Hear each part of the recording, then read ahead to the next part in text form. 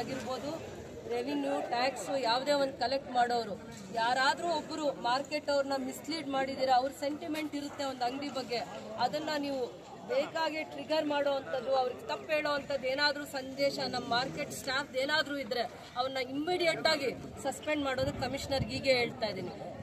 ಯಾವಾಗಲೂ ಕೂಡ ಒಬ್ಬ ವ್ಯಾಪಾರಿ ಸುಳ್ಳು ಯಾರನ್ನಾದ್ರೂ ನಂಬಿರ್ತಾರೆ ಅಂದರೆ ಇಲ್ಲಿ ಬರೋವಂಥವ್ರನ್ನೇ ನಂಬಿರ್ತಾರೆ. ಅದನ್ನು ಮಾಧ್ಯಮದವರಿಂದ ಆಯಿತು ಅಂತ ನಾನು ನಮ್ಮಲ್ಲ, ಇಲ್ಲಿರೋರೇ ಅದನ್ನು ಅವರು ಮಿಸ್ಲೀಡ್ ಮಾಡ್ತಾರೆ, ಇನ್ಸ್ಟಿಗೇಟ್ ಮಾಡ್ತಾರೆ. ನನ್ನ ನಗರಸಭೆ ಸ್ಟಾಫ್ ಯಾರಾದರೂ ಒಬ್ರು ಇದ್ದಾರೆ ಅಂದರೆ ಆನ್ ಸ್ಪಾಟ್ ನಿಮ್ಮನ್ನು ಡಿಸ್ಮಿಸ್ ಮಾಡಬೇಕು ಅಂತ DC ಅವ್ರಿಗೆ ಇವತ್ತು ಲೆಟ್ರ್ ಬರೀತೀನಿ ನಾನು. ನಿಮ್ಗೆ ಅವ್ರ ಬಗ್ಗೆ ಒಳ್ಳೇದಾಗಬೇಕು ಅಂದರೆ ಮಾರ್ಕೆಟ್ ಡೆವಲಪ್ ಆಗಿ ನಿಮ್ಮ ಕೆಲಸ ಏನಿದೆ, ನೀವು ಏನು ಟ್ಯಾಕ್ಸ್ ಕಲೆಕ್ಟ್ ಮಾಡಿದ್ದೀರಾ, ರೆವಿನ್ಯೂ ಕಲೆಕ್ಟ್ ಮಾಡಿದ್ದೀರಾ ಅಂತ ನಮಗೆ ಗೊತ್ತಿದೆ. ನಿಮ್ಮ ಮುಖ, ನಿಮ್ಮ ಬಂಡವಾಳ ನಮಗೆ ಗೊತ್ತಿದೆ. ಅವ್ರು ಇನ್ನು ಉದ್ಧಾರ ಆಗಬೇಕು. ಅವ್ರನ್ನ ಮಿಸ್ಲೀಡ್ ಮಾಡಿದ್ದು ಸಾಕು. ಪಬ್ಲಿಕ್ ಮಿಸ್ಲೀಡ್ ಮಾಡಿದ್ರೆ ಆಯ್ತು, ನಗರಸಭೆ ಸ್ಟಾಫ್ ಒಬ್ಬರು ಮಿಸ್ಲೀಡ್ ಮಾಡೋಂಗಿಲ್ಲ. ನಾನು ಇವತ್ತೇ ಕಮಿಷನರ್ ಮುಖಾಂತರ ಲೆಟರ್ ಹಾಕ್ತೀನಿ. ನಮ್ಮ ಸ್ಟಾಫ್ ಯಾರ್ದಾದ್ರೂ ಒಂದು ರೋಲ್ ಇದ್ರು, ಒಂದು ರೋಲ್ ಅವನ್ನ KGF ಇಂದ ಆಚೆ ಹಾಕ್ತೀವಿ ನಾವು. KGF ಚೆನ್ನಾಗಿರ್ಲಿ ಇನ್ನು ಮುಂದಕ್ಕೆ, ಸಾಕು ಇಷ್ಟು ದಿನ ಅವ್ರು ನೊಂದಿರೋದು. ಇವತ್ತೇ ಹೇಳ್ತಾ ಇದ್ದೀನಿ, ನಿಮ್ಮಿಂದ ಯಾರಿಂದ ಮಿಸ್ಲೀಡ್ ಆದರೂ ಆ್ಯಕ್ಷನ್ ತಗೊಳ್ಳೋದು DC ಅವ್ರು ನಿಮ್ಮ ಮೇಲೆ. ಆದ್ರೆ ಇವತ್ತು ಕಷ್ಟ ಬಿದ್ದಿರೋದಕ್ಕೆ ಅವರಿಗೆ ಅದ್ರ ಲಾಭ ಸಿಗ್ಬೇಕು. ಇವತ್ತು ನಾನು ಏನು ಬಂದು ಇಲ್ಲಿ ನಿಂತಿದ್ದೀನಿ, ನಾಳೆ ಇಲ್ಲಿ ಸ್ಟ್ರಕ್ಚರ್ ಬರುತ್ತೋ, ಬಿಲ್ಡಿಂಗ್ ಬರುತ್ತೋ, ಗೋಡನ್ ಬರುತ್ತೋ, ಫಸ್ಟ್ ಬೆನಿಫಿಟ್ ಅವ್ರಿಗಾಗಬೇಕು. ಏನಾದ್ರೂ ಮಿಸ್ಲೀಡ್ ಮಾಡಿದೀರಾ ಅಂದ್ರೆ ನಾನು ಸುಮ್ಮನೆ ಬಿಡಲ್ಲ. ಯಾರ್ಯಾರು ಈ ಪ್ರಿಮಿಸಸ್ ಅಲ್ಲಿ ಇದ್ರು, ಯಾರ್ಯಾರು ಇವರು ಸ್ವಂತ ಓನರ್ ಇರ್ಬೋದು, ಇವರು ಇಲ್ಲಿ ಬನ್ನಿ, ಇವ್ರು ಇರ್ಬೋದು, ಇವ್ರಿಗೆ ದುಡ್ಡು ಜಾಸ್ತಿ ಆಗಿ ಇವ್ರ ಅಂಗಡಿಯಲ್ಲಿ ವ್ಯಾಪಾರ ಮಾಡದೆ ಇವ್ರಿಗೆ ಕೊಟ್ಟಿದ್ರೆ ಇವ್ರಿಗೇನು ಶಿಕ್ಷೆ ಆಗಬಾರ್ದು. ಇವರಿಗೆ ಅವನು ಸರ್ವೈವ್ ಆಗ್ಬೇಕು. ಅವನು 5 ವರ್ಷದಿಂದ ಇಲ್ಲಿ ಇದೇ ಕಾರ್ಪೆಂಟ್ರಿ ಕೆಲಸನೋ ಎಲೆಕ್ಟ್ರಿಷಿಯನ್ ಕೆಲಸನೋ ಏನೋ ಮಾಡ್ಕೊಂಡಿದ್ರೆ ಇವನ್ನ ನಾವು ಸೇಫ್ ಮಾಡಬೇಕು. ಅದರದ್ದು ಡೀಟೇಲ್ಸ್ ತಗೊಬೇಕು. ನೀವು ನೋಡಿದಾರೆ ತಾನೆ, ಇಲ್ಲಿರೋ ಎಲ್ಲ ಅವ್ರ ಅಡ್ರೆಸ್, ಫೋನ್ ನಂಬರು, ಏನು ಕೆಲಸ ಮಾಡ್ತಾ ಇದ್ದ, ಅವನ ಅಂಗಡಿಯಲ್ಲಿರೋದು ಒಂದು ಫೋಟೋ, ಇಷ್ಟು ಕೊಡಿ.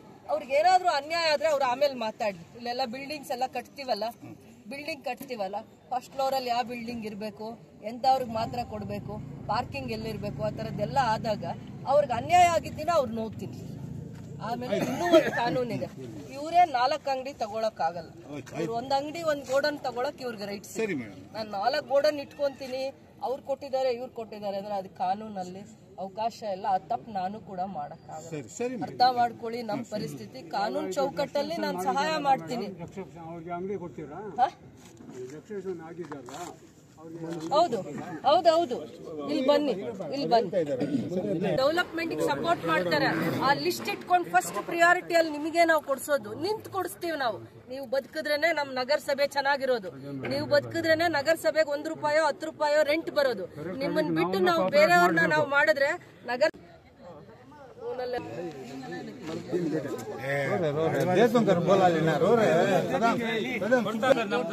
ದೊಡ್ಡದು ಗೋಡನ್ ಮಾಡಿ ಚಿಕ್ಕ 2 ಇದೆ. ದೊಡ್ಡದೇ ಗೋಡನ್ ಆಗಿರುವಂತದ್ದು ಇವ್ರಿಗೆ ಕೊಡೋಣ. ಕಾರ್ಪೆಂಟರ್ ಕೆಲಸ ಗೊತ್ತಿದೆ.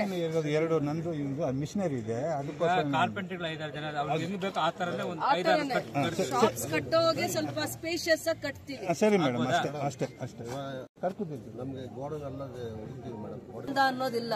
ಇವರಿಗೆ ನಾವು ಪರ್ಯಾಯವಾಗಿ ಏನೋ ಒಂದು ದಾರಿ ಮಾಡ್ತೀವಿ. ಅವ್ರಿಗೆ ಅರ್ಥ ಆಗ್ತಾ ಇಲ್ಲ. ನೋವಂದ್ರೆ ನಾನು ಇಷ್ಟು ದಿನ ಕೆಲಸ ಮಾಡ್ತಾ ಇದ್ದೆ, ಇನ್ನೆಲ್ಲಿ ಮಾಡ್ಲಿ ಅಂತ. ಕಾರ್ಪೆಂಟ್ರಿ ಕೆಲಸ ಎಲ್ಲಾದ್ರೂ ಮಾಡ್ಬೋದು. ನಗರಸಭೆ ಜಾಗ ಎಲ್ಲ ಒಂದೇ ಸತಿ ನಾವು ಕಟ್ಟಕ್ ಆಗ್ತಾ ಇಲ್ಲ. 1 ಎಕರೆ ಜಾಗ ಅಲ್ಲಿ ಕೆಲಸ ಮಾಡುವಷ್ಟೇ ದುಡ್ಡು ಬಂದಿರೋದು ನಮ್ಗೆ. 1-1.5 ಎಕರೆ ಎಷ್ಟು ಜಾಗ ಇದೆ ನಗರಸಭೆದು, ಎಲ್ಲ ಒಂದೇ ಸ್ಟೇಜ್ ಅಲ್ಲಿ ನಾವು ಮಾಡಲ್ಲ. ಇವರಿಗೆ ಬೇರೆ ಗೋಡನ್ಸ್ ಎಲ್ಲಿ ಖಾಲಿ ಇದೆ ಆ ಗೋಡನ್ ನ ಇವ್ರಿಗೆ ರೀಪ್ಲೇಸ್ ಮಾಡ್ತೀವಿ. ಅಲ್ಲಿ ಟೆಂಪರರಿ ಶಿಫ್ಟ್ ಆಗಿ ಬೆಳಗ್ಗೆ ಬಂದು ನೋಡಿ. ಮತ್ತೆ ನೀವು ಸುಳ್ಳು ಹೇಳೋಂಗಿಲ್ಲ. ಮತ್ತೆ ಸುಳ್ಳು ಹೇಳಲೇ ಕೂಡುದು ನೀವು. ಬನ್ನಿ ಮೇಡಮ್, ಬೇಕಾದ್ರೆ ಇವಾಗ ಖಾಲಿ ಮಾಡ್ತಾ ಇದ್ದೀನಿ. ನಾನು ಅಷ್ಟೇ ಮೇಡಮ್, ಡೆಮಾಲಿಷನ್ ಮಾಡಿ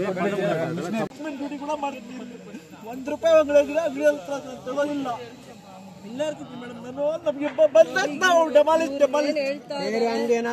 ನೋವೆಲ್ಲ ಅರ್ಥ ಆಗಿದೆ. ಇವರಿಗೆ ಟೆಂಪರರಿ ಶೆಡ್ ಕೊಡೋಣ, ಗೋಡನ್ನು ಕೊಡೋಣ.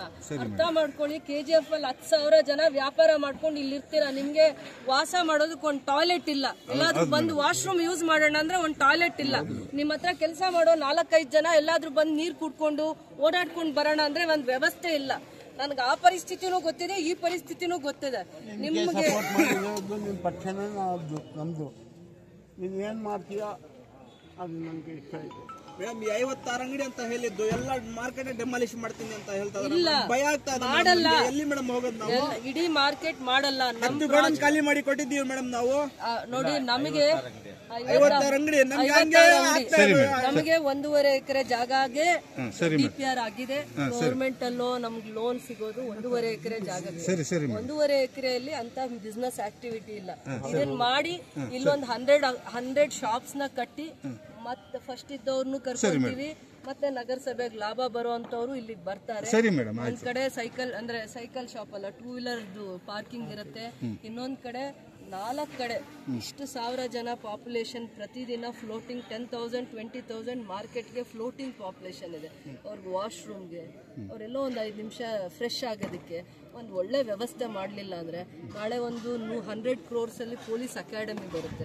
ಪೊಲೀಸ್ ಟ್ರೈನಿಂಗ್ 1000 ಜನಕ್ಕೆ ಪೊಲೀಸ್ ಟ್ರೈನಿಂಗ್ ಕೊಡ್ತಾರೆ. ಅವ್ರು ಬಿಸ್ನೆಸ್ ಮಾಡ್ಬೇಕಂದ್ರೆ ಮಾರ್ಕೆಟ್ ಒಳಗಡೆ ಬರಬೇಕು. ಇಂಡಸ್ಟ್ರೀಸ್ ಬರುತ್ತೆ. ಇಂಡಸ್ಟ್ರೀಸ್ ಅಲ್ಲಿ ಕ್ಯಾಂಟೀನ್ಸ್ ನಡಿಬೇಕಂದ್ರೆ ಮಾರ್ಕೆಟ್ ಬರೋ ಒಂದು 10,000 ಜನ ಇಂಡಸ್ಟ್ರೀಸ್ ಅಲ್ಲಿ ಕೆಲಸ ಸಿಕ್ಕಿದ್ರೆ ಅದು ಅವೆಲ್ಲ ಡೆವಲಪ್ ಆಗ್ಬೇಕಂದ್ರೆ ಅವೆಲ್ಲ ಮಾರ್ಕೆಟ್ ನ ಚೆನ್ನಾಗಿಟ್ರೇನೆ ಅವ್ರು ಇಲ್ಲಿ ಬರೋದಿಲ್ಲ. ಅಂತಂದ್ರೆ ಬೇರೆ ಕಡೆಯವ್ರನ್ನ ಎಂಟರ್ಟೈನ್ ಮಾಡ್ತಾರೆ. ಅವ್ರು ಇಲ್ಲೇ ಬರಬೇಕು. ನಮ್ಮ ಮಾರ್ಕೆಟ್ ಅಲ್ಲಿ ವ್ಯಾಪಾರ ಮಾಡಿ ನಿಮ್ಮನ್ನ ಚೆನ್ನಾಗಿ ಮಾಡ್ಬೇಕು ಅನ್ನೋದಷ್ಟೇ ನಮ್ಗಿರುತ್ತೆ. ಅರ್ಥ ಆಯ್ತಾ? ಬೇರೆ ಜಾಗ ಇದೆ, ಅಲ್ಲಿ ಇಂಡಸ್ಟ್ರಿ ಬರುತ್ತೆ. ಬಟ್ ಅವರು